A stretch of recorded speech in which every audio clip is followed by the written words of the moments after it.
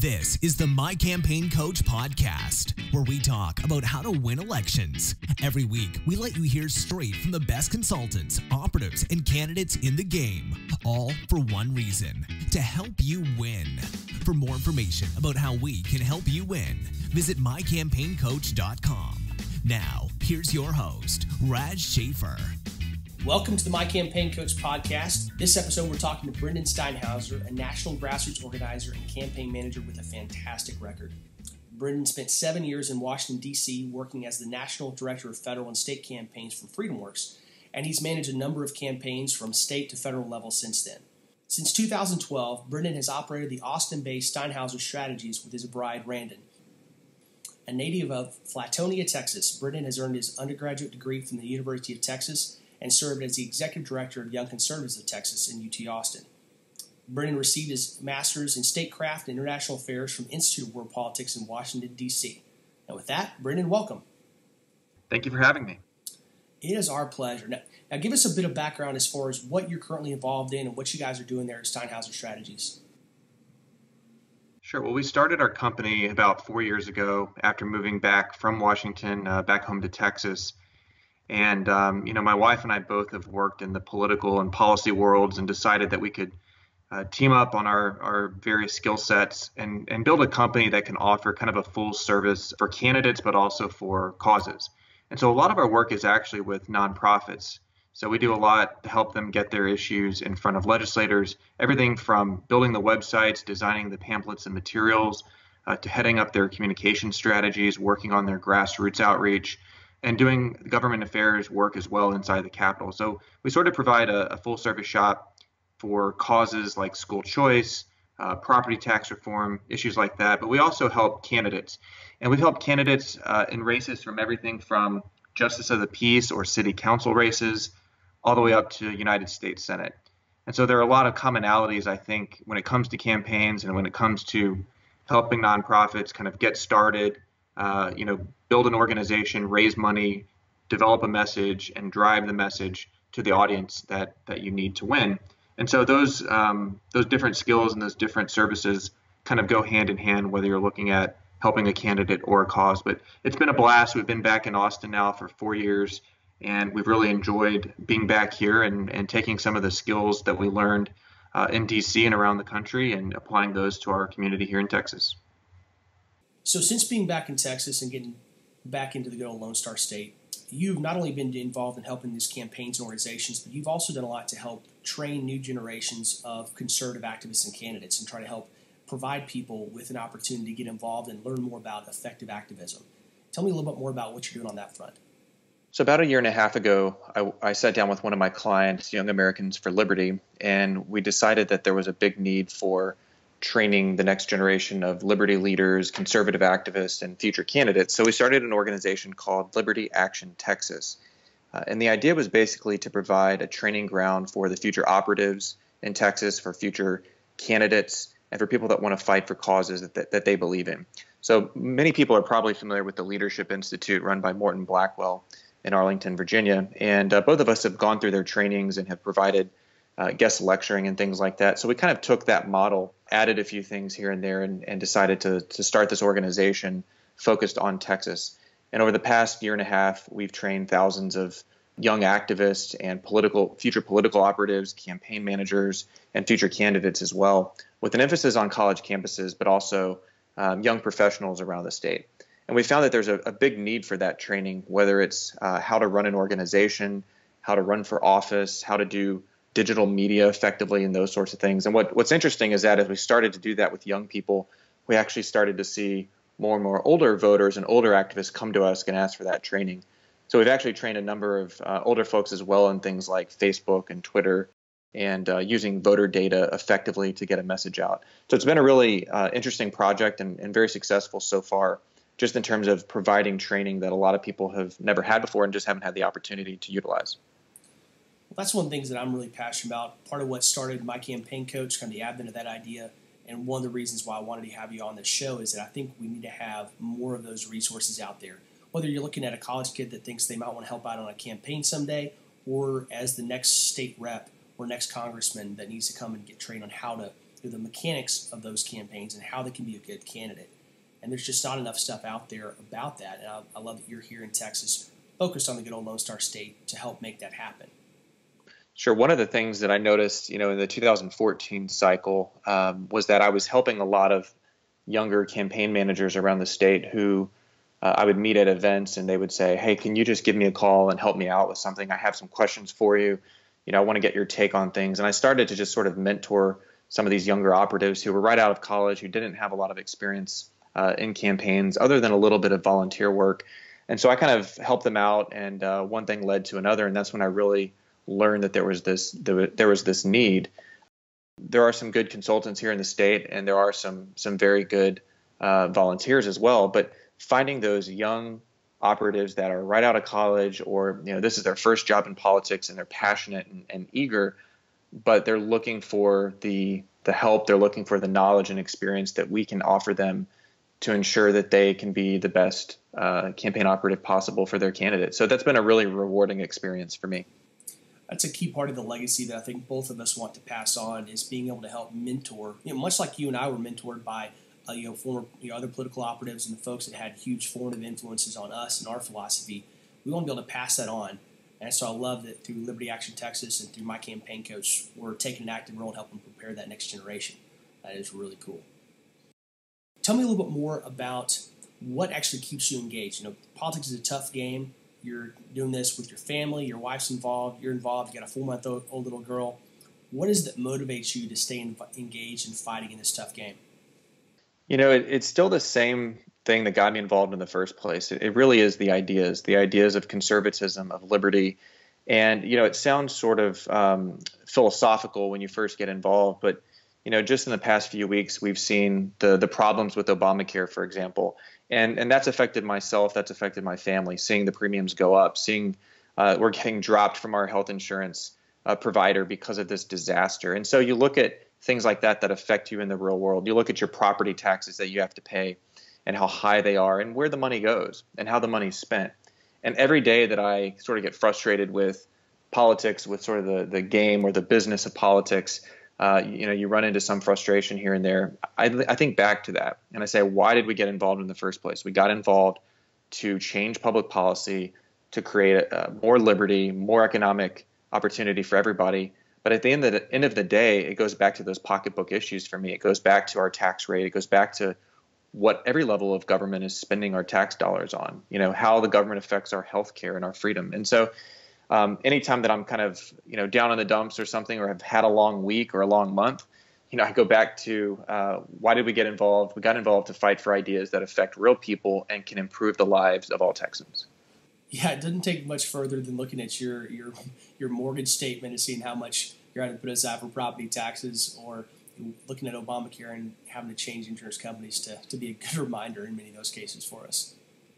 Absolutely. It's just, one thing after another, one interaction after another with the government, especially as a small business owner too. It's something that we've really learned over the past few years is just how much money, comes out of our business and what we could do with that money if we didn't pay the federal government, if we were able to put more of that into hiring people and to providing benefits to workers, to investing back in the company. So it's just a real reminder. And I think that so many people get involved in politics because of the ideas, and then they sort of, forget that. So I think it's a good reminder for us all. Well, I appreciate there are folks like yourself that stay involved in this game, not just for a paycheck, but that it truly does stay about the principles. And I like to surround myself with people like that, and that's part of why I love having you on here today. Talk to me a little bit more about what you guys do at Steinhauser Strategies. It's public relations, government affairs, political consulting. Break that down a little bit more for our listeners about what services you provide and how you try to work with campaigns and organizations. Sure. When it comes to campaigns, we do some general consulting, and we do work for, again, candidates who are running for city council, for district attorney, for Congress.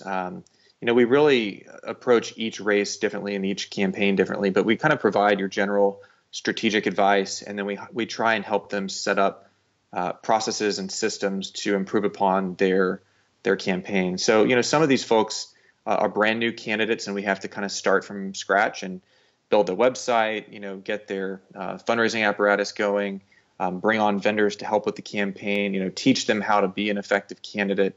develop messaging. I mean, all those sorts of things. And then others we come into, and they've already got a structure set up. Maybe they've been in office for some time and they want to improve on their digital capabilities, or they want to improve in the grassroots world. And so we come on to help them with that and open doors and teach them how to do these things, but also provide those services. On the nonprofit side of things and the public relations side, that's a lot of fun as well. We really see ourselves as a company that helps in the nonprofit startup world, if you will. So an organization that wants to fight for lower property taxes, for example, or fight for school choice. We've had a number of opportunities to help organizations get off the ground, build the website, develop the materials, get out a press release, to get some earned media about the organization, make the hiring decisions for the organization. And really our hope is that with a lot of these organizations that are fighting for a cause, we can help them get started, get them to become a well-oiled machine, and really then eventually just go to strategic advising so that they can run things on their own, so that we can come in and help them, but that they are self-sustainable for the long term.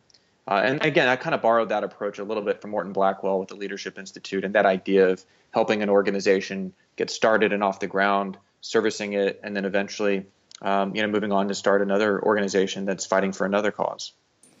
I love that you guys focus so much on making sure that both campaigns and organizations have the logistical backside set up strong, because I think too many campaigns and organizations, they start from a position of ideals and principles, which is awesome. Guys like yourself and myself do, but they don't think about the day-to-day logistical framework they got to have to be effective. And if you don't have that, you're not going to get elected, or at least it's not going to be pretty, and your organization is not going to last long. And that's so important what you guys are doing. Where do you start with that? If you're starting to a campaign and you're helping them get set up, what are some of those first steps you have them go through to making sure that logistical back end is, and the framework of that campaign is set up right? Sure. Well, I think, one of the first things you have to do is get all of your paperwork filled out, right? Fill out the necessary paperwork, set up the bank account, file with the appropriate entity, those sorts of things. Buy your domains so you can start putting together a website, create your Facebook page, obviously raise money, talk to your friends and supporters, especially at the local level. Make a list of all the people that can give you money. Make sure that you're starting to make those calls to get the funds in so you can do some of these basic things. So it's really just looking at it from the perspective of, we have kind of 10 different silos of things that we need to do, including fundraising, communications, grassroots, materials, financial and ethics and that sort of thing. And just starting to build them all at the same time so that it's all kind of moving together in a parallel fashion. And oftentimes what happens is people decide to run late too, so they don't put in this work early, and so they're sort of scrambling to do all of this at once. That happens so often, and it's not ideal, but I think if you've done this enough times, you can kind of provide them with the guide to say, okay, here are the things we need to get done, and every day do a little bit of all these things. But when you do it that way and you build a systematic approach, within a short number of weeks, you're up and running, you have money in the bank, you're able to start going out there and actually campaigning. And then you kind of create a system where it all kind of is integrated, and these things sort of help each other out. So the more earned media you get, or the better you're doing on communications online, the more money that's coming in. The more money that's coming in, the more people you can reach with your message. And so it's sort of a feedback loop that really is important. But it's unbelievable how many people, that we've worked with at the start that, don't realize that you need to go get voter data. You need to go get a database of voters to talk to. So just basic things like that, and putting those in place in a cost-efficient, cost-effective way, I think, are some of the first things that we try and do.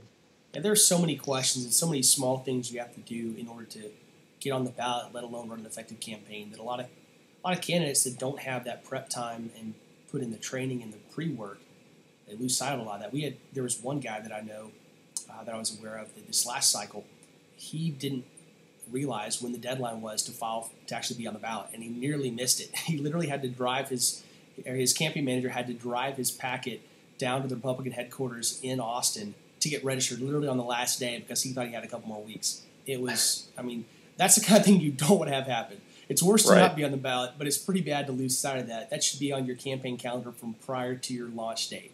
You should know what you have to do and have it as part of that strategic calendar. That's exactly right. In fact, I heard a story of a county chairman, a Republican Party county chairman, who, of course, was in charge of filing the the paperwork for folks who wanted to run for county chairman in his county. And he had an opponent. He filed her paperwork appropriately and in the right timeline, and he filed his paperwork inappropriately and therefore was disqualified. That's hilarious. Oh, so it's really important that you get the basics right. Absolutely. On one of the previous episodes, we talked to Tony McDonald, and he was sharing a story about a guy that tried to run as a Democrat for lieutenant governor. I think it's Kerry Katz or something like that.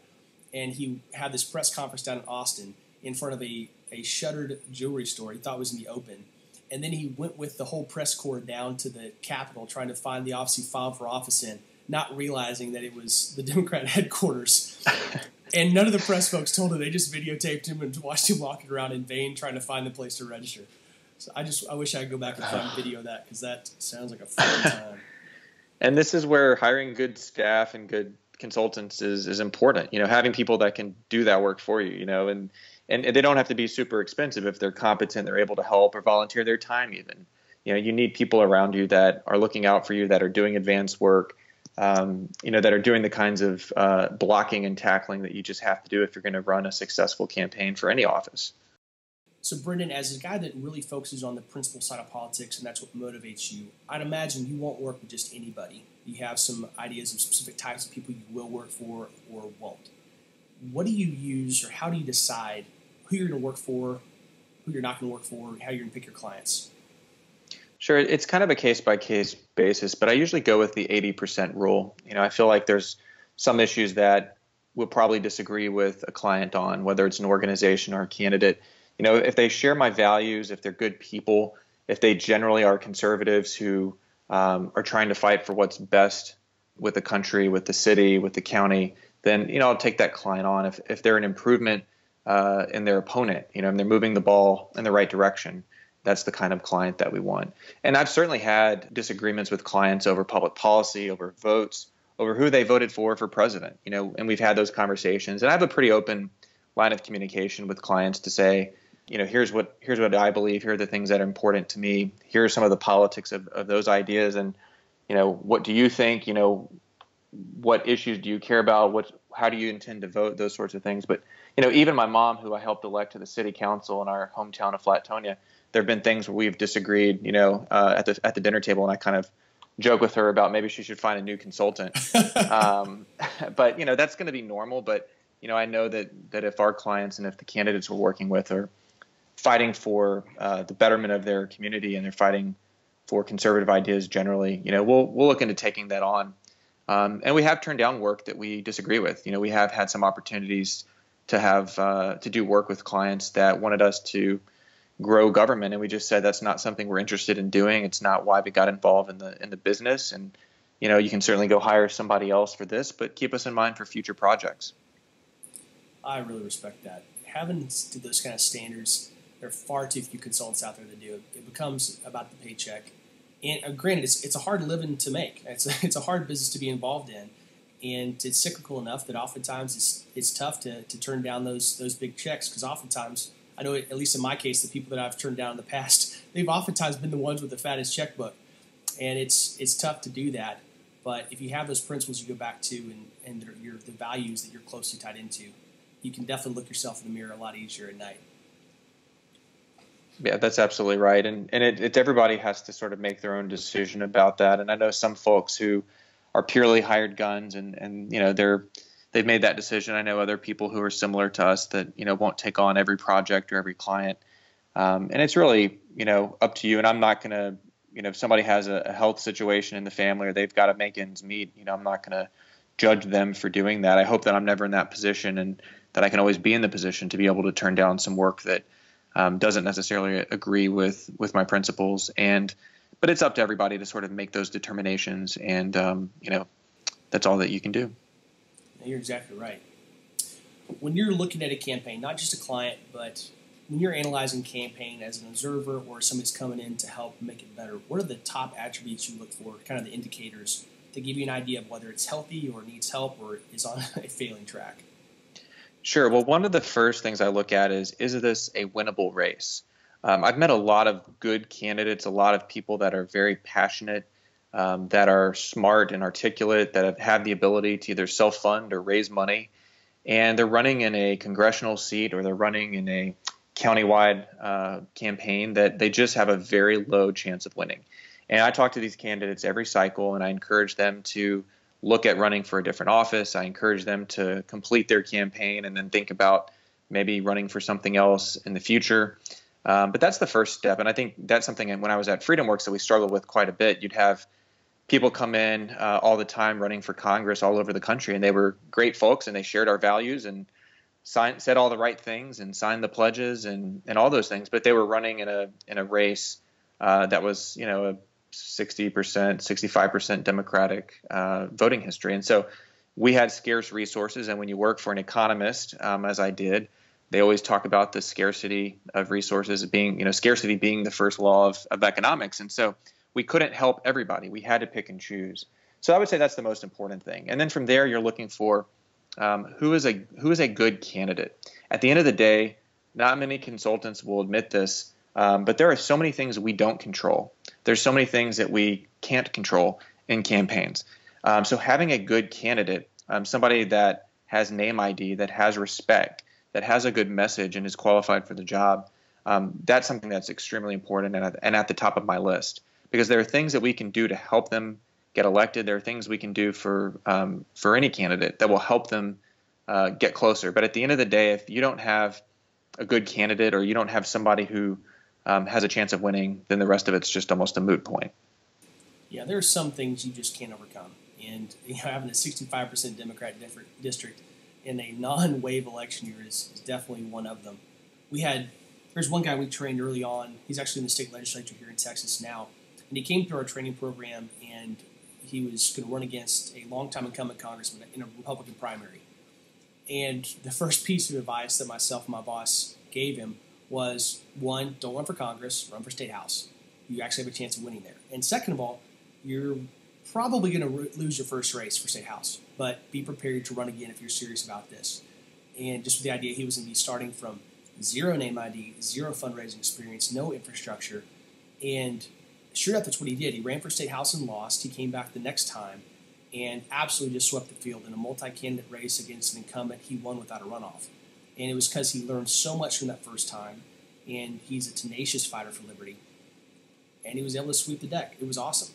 But wow, without that, he didn't have a chance in hell going against that congresswoman, and he had a tough time going to get in his first race against the State House incumbent. But with what he learned, he didn't let that deter him. He felt like he had a role to play in politics, and he came back and he fought for it and he won.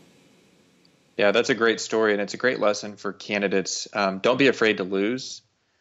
Just make sure that you learn the right lessons, that you build a system that allows you to grow your supporters list, that builds your name ID, that builds your favorability among the audience that you're among the voters that you're seeking to support you. I mean, learn those lessons and you'll come out stronger. I've seen this happen time and time again, and that's a great example that you provided of that working out for a candidate. Yeah, there's good ways and bad ways to lose. I've seen candidates lose elections where there's no way they could ever run again or have a single supporter. And there's also guys like the one I mentioned that he fought hard, he did things right, and he positioned himself well for the future. Just make sure you're one of those guys.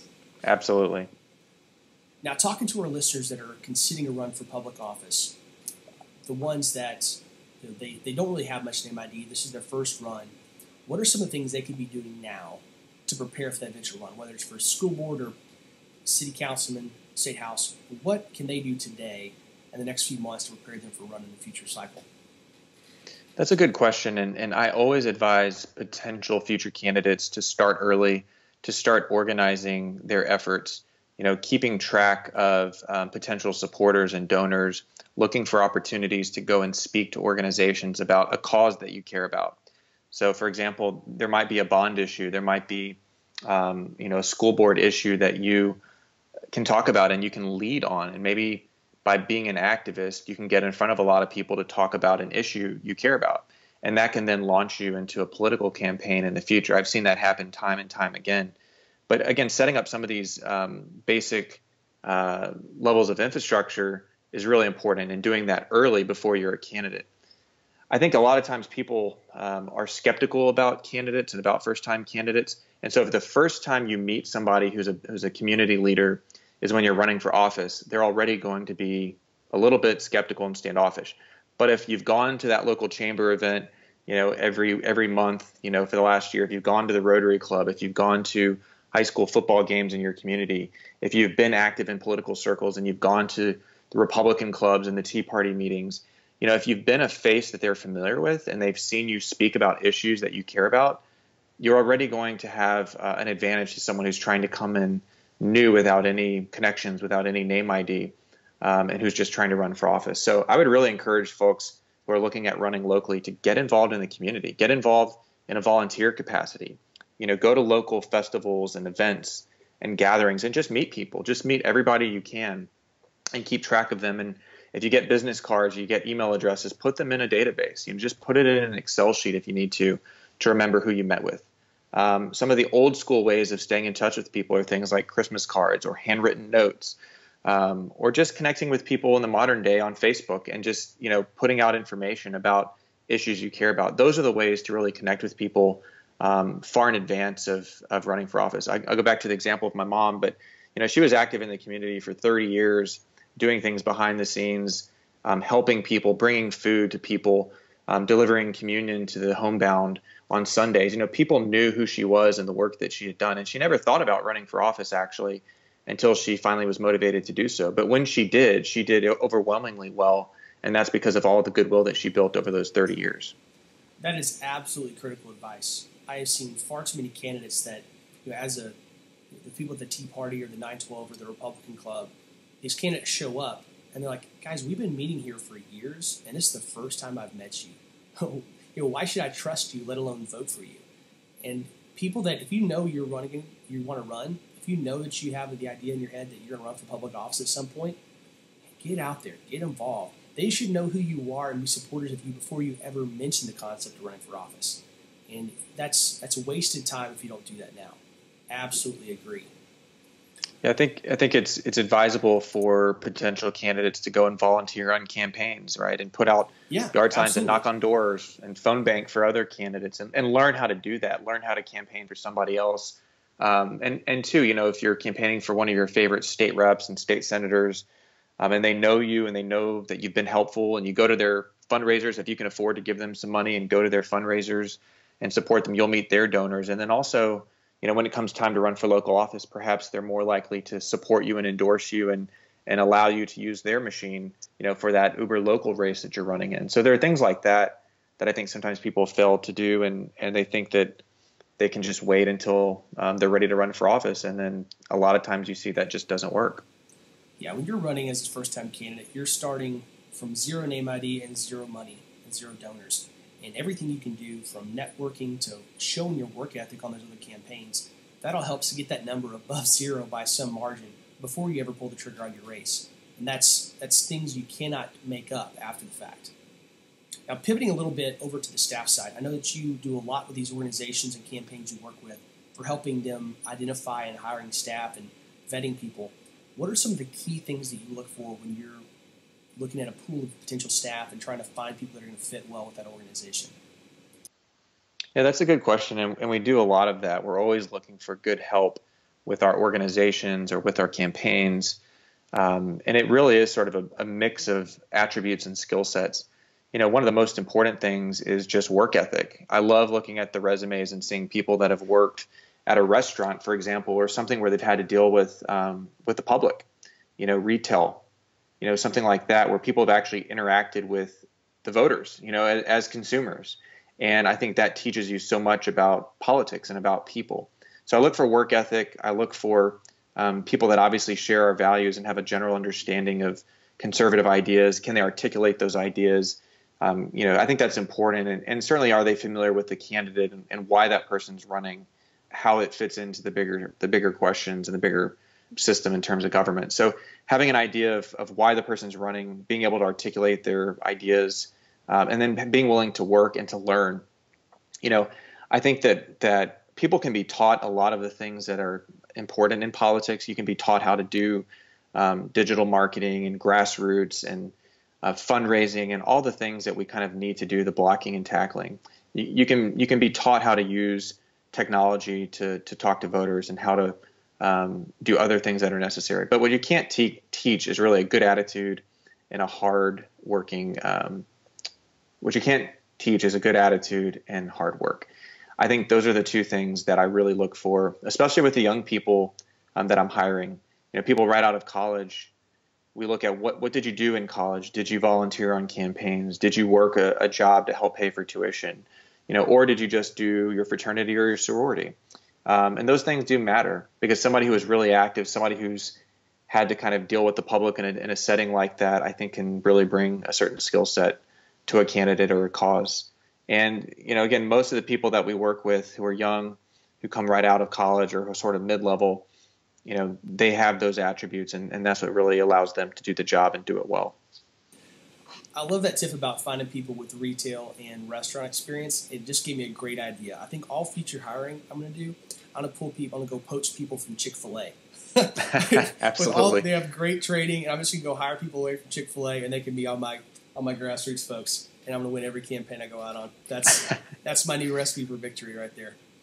Absolutely. Yeah, it's just, people that understand how to talk to people and how to deal with getting something done on a timeline. When you have hungry people that are showing up demanding their food, and you have to calmly and politely try and get that done as quickly as possible. I mean, that's a lot of what politics is. It's a lot of what constituent work is when you actually get elected, is dealing with folks that are upset and need your help or need something from you. So having patience and having a good attitude and liking people, I think, is essential to anything that you do in politics.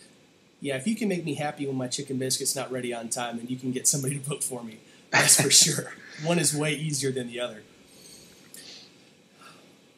Now, Brendan, ultimately what we're talking about here is getting registered voters to come over to your side and buy in, to invest at least their vote, if not their money and time, in your campaign, your cause.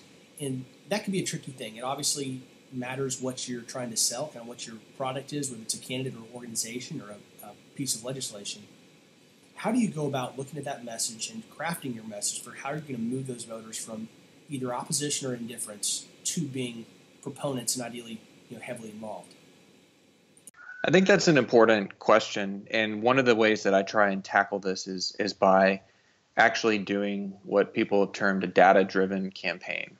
And so the idea that you listen to your audience, you listen to your voters, and you try and understand what motivates them, what doesn't motivate them, the issues that they care about, so that you can provide answers to how your candidate or your cause will take care of that, will answer those questions, will fight for the things that they believe in. And so some of this can be done through, of course, polling, which is very expensive, and you might do in a statewide race, for example, or you may do in a congressional race, but you can also do this online. You can do this by doing polls and surveys and petitions online onto your Facebook community, when you email out to your list, and you can say, rank the issues that you care about. Property taxes, school choice, criminal justice reform. You can give them options, and you can say, and tell us about an issue that you care about that's not on the list. You can also ask their opinions about you as a candidate, and you can say, as your elected official or as a candidate, what are you looking for? Is it honesty and trustworthiness? Is it public policy positions? Is it something else? Is it just listening to your constituents? So you can learn a lot from the voters by asking them questions. And we do a lot of this on all of our campaigns, and it's really fascinating to see what comes back. And then we can actually go to our client and say, here's what your Facebook fans are saying. Here's what your voters overall are saying through polling. We've done some auto dial polls where we call out to voters in the district and ask them these questions, and that information comes back. So we try and compile all that in a database so that we can look at who our voters are, who our audience is. We're basically selling a product, the candidate or the cause, so we want to make sure that they're willing to buy what we're selling. And then the other thing you can do as you build that list and you build that out, and you have more and more data points about what people believe and why they believe it, then you can start segmenting your messages, and you can say, okay, here are the folks that care about property taxes, number one, and it's the only reason that they're active in politics. And you can email them, messages just on property taxes. And when you call them, you can lead with property taxes. And then you can have your gun owners and gun rights advocates in another segment on your email list or on your voter data set. And then you can call them and talk to them about the issue that they care about and talk about how your candidate will fight to protect their Second Amendment rights. So this is something that's been happening a lot, I think, in campaigns over the last 4 to 6 years, kind of the idea of segmentation and the idea of communicating to audiences what they want to hear about. And it's a very bottom-up approach and not a top-down approach. And I think it's actually really healthy for democracy, healthy for our republic, to have the voters be able to have their elected officials understand what they care about and listen to them, and have the elected officials try and give them specifics on the issues they care about. One of the things I really like about that strategy, especially assembling from your conversations and from the surveys of voters, getting a feel for what they actually care about, is that it breaks down a lot of those preconceived notions that candidates have. Because as a candidate, I have my reasons for why I'm running and what's important to me. And that's kind of my default setting when I go to you, Brendan, and talk to you about why you should vote for me. But your issues might very well be, while they might be compatible, if I care about guns and you care about property taxes, I'd much rather know that that's your lead issue. So I don't start talking about guns when you don't care. You just want your property taxes lower. Exactly. And it's not to say that you don't go and give your stump speech and talk about a little bit of all these things, but when you're talking to voters directly on email, phone, at the door, that data point, and you can lead with that. So they're having a conversation with you, and they may ask you about another issue, or they may not, or you may say, okay, I'm glad that you're with me on property taxes. I want to tell you something else that's really important to me and why I'm running. And it allows you to have that conversation. But I've seen a lot of candidates who think that, if they just talk about what they're passionate about, that they can persuade everybody to come their way. And it's a harder way to approach it. It just doesn't have the success rate that doing it this way has. And the other interesting thing about building this kind of data is that when you do it at a high level, when you do have thousands and thousands of people who are participating in such a system, you actually will see how accurate the polling will be when you just take this data and line it up with that. There were so many times on one of the statewide campaigns I worked on where we would do this, and we would find that if you polled people, you would get essentially the same data back. It wasn't, I could tell you, what Republican primary voters in Texas think about this issue or that issue, and why they think that, and how they rank the issues that they care about. So the public polling and the internal polling was lining up with what we were finding internally on a less scientific approach, but one that is basically listening to your audience. And I just think that's a very powerful thing, and it's a change from the old days where parties and candidates sort of put out their ideas and said, this is what we're for, this is what we're against. And then the voters didn't have really a great way of communicating back and saying, well, this is what we actually care about. These are our priorities. One of the great things about that is that I've seen it also save campaigns a lot of money, especially looking at a local campaign or a state house race. Going out, you need to be talking to voters. You need to be talking to them about what they care about so you can gather that information. And as you do that, first of all, it mitigates the need for polling on those small races, and it gives you that strength of knowing that you actually care about what the voters care about. And it's going to save you a ton of money as far as every piece of advertising you put out, because you can micro-target, like you were talking about, and segment your list down. So you don't have to give everybody 5 mail pieces and just hope that they hit right. You can break those down into much smaller segments and message directly to those people what they care most about. Yeah, absolutely. And now the voter data companies and third parties are getting better and better at grabbing the voting histories of the voters and then adding things like consumer data, to really get a better idea of who these people are and what they care about. But then when you do the direct communication at the door and on the phone, you hear from them directly. You're able to add notes to them as individuals. You're able to individualize the messaging almost, which is a really powerful tool. And I think, again, it's very healthy for our system of government that the people have more say, more power, and than they did in the past. I think that's a really good thing, especially when it relates to Congress, people who are in Washington, D.C., who are geographically and sometimes culturally very far away from their constituents. We were just talking to one guy yesterday that's a client of ours that's going to be running for school board at some point in the near future. And one of the cool things he's actually going to be doing is breaking down his voter data and having appended to that whether somebody has children, whether they own their own home, and potentially the ages of those children. You get the rough ages from some data companies. And in the district he's running in, there are different challenges for the different levels of schooling. And so he's literally going to target those messages to people based on the school that their kids are fixing to go into and trying to solve the specific problems that they already know exist, but that they don't understand what the solution could be. And I feel like that's going to be, having access to that data, like you said, is a very, very new, recent advented thing. And I think that kind of micro-targeting with very little cost can have some incredible results. Just be a little bit creative about it. So Brendan, looking back on the years you've been involved, you got well over a decade at this point involved in working in politics. If you were to go back, kind of a back to the future type scenario, going back to give yourself some advice, what would you tell yourself as you're kind of starting this entrepreneurial and political journey? Well, I have learned a lot over those years, and you start out, as my old boss Dick Armey said, as a young idealist, and often you become an old cynic.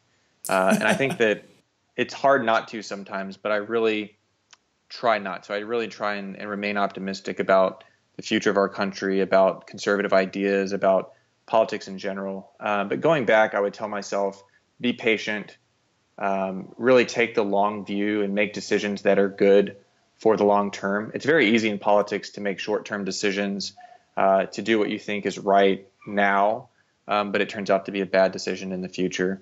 But if you're going to get involved in this business as a consultant or as a person who works on campaigns, your reputation matters a great deal. So maintain your integrity, maintain your reputation. I always tell people to be friendly to your interns. You may end up working for them. Yes. One of my former interns is now an editorial board writer for the Wall Street Journal. Others have gone on to do great work in their own right, and I was always friendly to them, and I always appreciated the work that they did. So I think being friendly in general and building good relationships with people, even if they're your adversaries on a campaign, is really important. I can't tell you how many times that I've been on the other side of an issue or a campaign with somebody who might not have been happy at the time, that we were on different sides of something, but ended up, coming around and saying, that really wasn't personal, and that really wasn't that important, that we ended up on the other side of this race or this issue. And so I think you really just have to, be a happy warrior, and know that people are going to move in and out of jobs. They're going to move in and out of campaigns or nonprofits. You'll be working with people who you thought you'd never work with. And so I think just making sure that you're kind and friendly, and that you respect people, I think that leads to more respect for you. And so that would be my advice to any kind of young activist or young potential operative who's getting involved in this, is just don't make it personal. Don't personalize it. If you find yourself on the other side of an issue, or you find yourself on the other side of a primary campaign, for example, at the end of the day, if everybody's trying to approach this in a way that helps the conservative movement, that helps improve our country and our state, give them the benefit of the doubt, and hopefully they'll do the same for you. Fantastic advice. Where can people find you online if they want to continue the conversation or have questions for you? Sure. I'd love to talk more with anybody that's interested in running for office or who's looking to work on a campaign or with one of our nonprofits. And you can find us at our company website, SteinhauserStrategies.com. I'm also, of course, very active on Facebook, opining about the elections and about every other issue known to man. So would be more than happy to connect with folks who are interested. I really enjoy just getting coffee with young operatives and young consultants and folks that want to run for office. I really enjoy talking with people and trying to share some of my experience, because I've had good mentors. I've had people that I've really looked up to who've taken the time to talk to me about politics and about life, frankly, and about some of the things that come up. So I'd be more than happy to talk with anybody that's interested in getting involved in this life. Well, listeners, I hope you'll take advantage of that. Brendan's a great guy and has some awesome advice that I'm sure he'd be willing to share with you. I really appreciate, Brendan, you being on here today. And thank you to Campaign Sidekick, our sponsor. Check out the show notes here on the post. We'll have Brendan's contact information and many of the links that we referenced from the show, as well as his organization and some of the groups he's worked with. And we'll talk to you all again next week. Please subscribe and rate us on iTunes to help spread the word. We'll be back with you next week with more campaign insights from My Campaign Coach.